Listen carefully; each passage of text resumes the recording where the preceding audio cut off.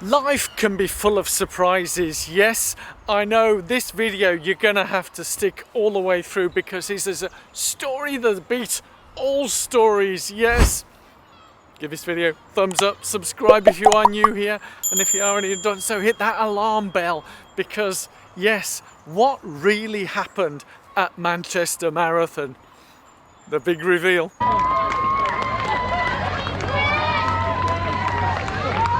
For those of you who follow me on the social media or Strava will know that yesterday, because I'm recording this on the Monday, yesterday, Sunday the 16th of April, I did complete the whole of Manchester Marathon. Yes, that wasn't the original plan. You may have heard of a phrase, plans in sand, the goals in concrete. So whilst you've been following my series of London Marathon, the goal was always sub-3 marathon. But things changed. Things have happened over the past 6-8 weeks which changed the plan. Not through me or whatever, but things happened. Yeah, and things happen. So we've got to take things on and embrace the change. Yeah, and I'll tell you what I embraced. So I will endeavour to take you through in chronological order what's been happening over the past couple of months, because if you haven't been following what's the videos over the past couple of months in terms of the London Marathon updates, you would have known that my London Marathon accommodation got cancelled a couple of months ago. Yeah, or was it 6 weeks ago, whatever the timing it was, it got cancelled. That really flustered me because when I looked at the booking a hotel at a different time, the costs were considerably higher than when I booked last year. So I thought there's no way I can afford that. So I then thought, are there other options? And Manchester Marathon came to mind. With it being a week earlier, the accommodation logistics would be a lot easier for me. So that was my thought at that time. But I hadn't booked the marathon then. No. There was still some more to actually think about and also assess, because I did find alternative accommodation for London. So the plan was for me at Manchester, because the training plan for London said 12-mile long run. So at the time, I cheekily thought that I would just jump on the course and do a 12-mile long run, yeah, when no one was looking, and run with people and then just hop on at a certain point and then hop off. That was the original plan.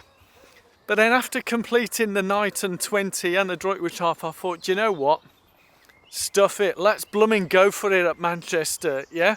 So I'd already entered to do the 12-mile because I thought I better pay the official amount of money because it would be a bit too cheeky just to jump on the course. So I'd already paid around the beginning of March to enter.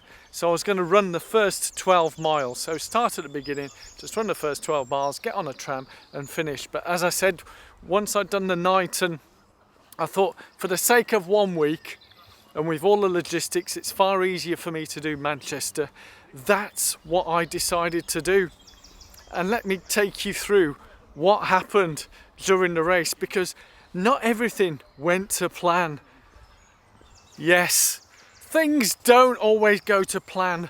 For those of you who ran Manchester Newport at the weekend, and those who are about to run London, will know sometimes things don't go to plan on race day, and the marathon distance shows no mercy. If anything, the slightest little thing is wrong, it will find you out. And that's what I found out to my cost, because I started with the 3-hour pacer and everything was feeling fantastic up to a certain point, and that was around mile 7. So I'll tell you what happened at mile 7. Oh man.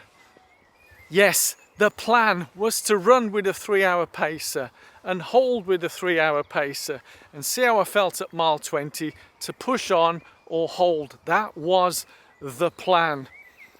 Also, I had a number of gels. You've seen in the picture, I had 8 gels that I was going to be taking because I'd worked that I needed more grams carbs to intake to hold me at a certain pace.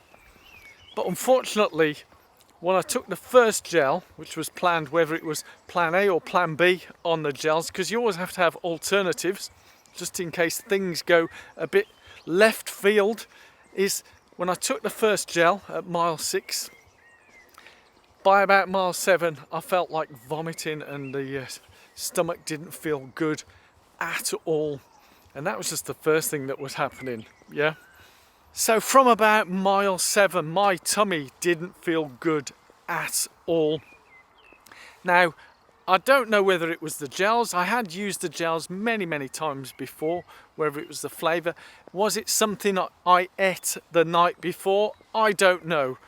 All I do know is my stomach didn't feel good at all. And I literally, in my brain, I had to calculate, do I take another gel in 3 miles time, or do I revert back to my plan B, which is around 4 gels? So by that mile 9, I didn't feel like taking another one, because I thought I'm actually going to vomit now if I do take another one so soon. So I effectively changed there and then to the plan B gels, and that's how things were till around mile 18, 20, and everything was feeling really good. Yeah, but then I lost sight of the 3-hour pacer, because all I was doing was keeping them in the distance, not running alongside with him because it was absolutely crowded. It must have been at least 100 runners with this guy, Tom, who was amazing. Yeah, he did hold the paces. He might have gone a smidgen quick at the beginning, but not much. But when I look at my splits, they were all pretty even splits, around 4-minute 15 kilometre for the first 5k and the first 10k, and everything was holding really well. 20k I went through, I think 1:29:40 at halfway, and everything was looking really good and I was feeling great.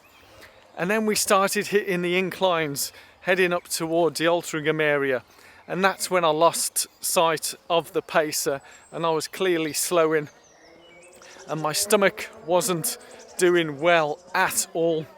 But I was still holding air and pushing, and I knew that I could, it was still within my grasp. The sub 3 hour was still in my grasp, I thought, but little did I know what was actually going on down there.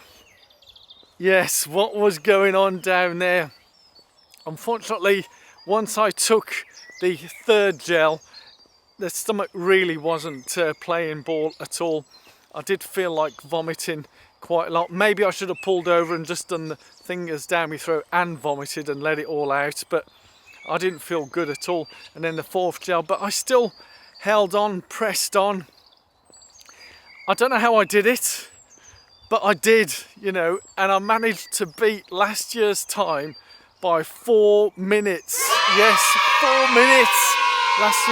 Last year's time at Manchester Marathon, beating that by 4 minutes and finally beating that personal best set 5 years ago in Chicago. Absolutely over the moon. If you've seen that shorts, my sister filmed it at the finish of the race. So my sister and brother-in-law were there at the finish. It was fantastic to see them, and fantastic to see so many of you during the day, which is what I wanted to finish off on, really, because it's been quite an amazing day. Indeed, what an amazing day. The time, I've left it in the description, my finish time, 3 hours, 2 minutes and 38 seconds. As I say, 4 minutes quicker than this time last year at Manchester. So I'm getting quicker, I'm getting older, but getting quicker. And despite the tummy upset, I know inside of me, inside my heart, I know I have the ability to go sub 3. And I know you guys who left the comment on that video of last week believe that I can run sub 3. So I have a bit of a dilemma, and I'll be producing a video about this dilemma now, because I have London coming up in Sunday. But I just want to give a big shout out and thank you to each and every one of you guys who came up to say hello during Manchester Marathon. It was amazing to see so many of you on the tram in Manchester, a coffee with Colin, or it was tea actually, we had a cuppa, didn't we, Colin, and your lovely partner, wife, and also all the other guys who saw during the race. So many of you coming up to me, yes, during the race itself, and we were having a bit of a chat, banter. But with me tummy not playing ball, I don't think I was too chatty as my normal self, but I was still making conversation. And yes, I know that I've forgotten the guy's name who called me the Peter Pan of running. Yes, I just seem to be getting younger and younger with my times. But hey, that's for another story, yeah. So maybe I did have a sort of a bit of a joke playing on Peter Pan, that my name is Donato Deep Pan Pizza. Yeah, I know. Anyway, moving on. But thank you all so much for being so brilliant, and to everybody, you know, as I said, I think I did bump into Brett Elsmore also at the finish, who got his first marathon and sub 3, which is amazing, Brett. And also running with Andy and Paul. Seeing you there at the finish line, amazing, well done guys. As I say, whatever happened during the races, the marathon distance can be really brutal. And if you've got anything that's not quite right, it will find you out. Whether it finds you out at the beginning, middle or end, it will find you out. As I'm finding out here that maybe I should have had the lighting pointing this way as I'm walking down, so that you can see me a lot clearer. But it's all been recorded, yes, because I like to record it as with the running, just go with the flow, as we say. As I mentioned earlier, I'll be producing another video with a dilemma that I have of what's coming up with London, but I'll share that in the next video. But all that remains for me to say is I absolutely loved Manchester Marathon the whole weekend, but mainly it's the people that make it. The event is great, but it's you guys that make the event, and seeing all of you and the amazing spirits and joy of everybody enjoying those races. So I'm looking forward to sharing more with you as we go onwards and upwards and chase down that sub 3 dream. Yeah, let's go do this. Remember, train, race, pizza.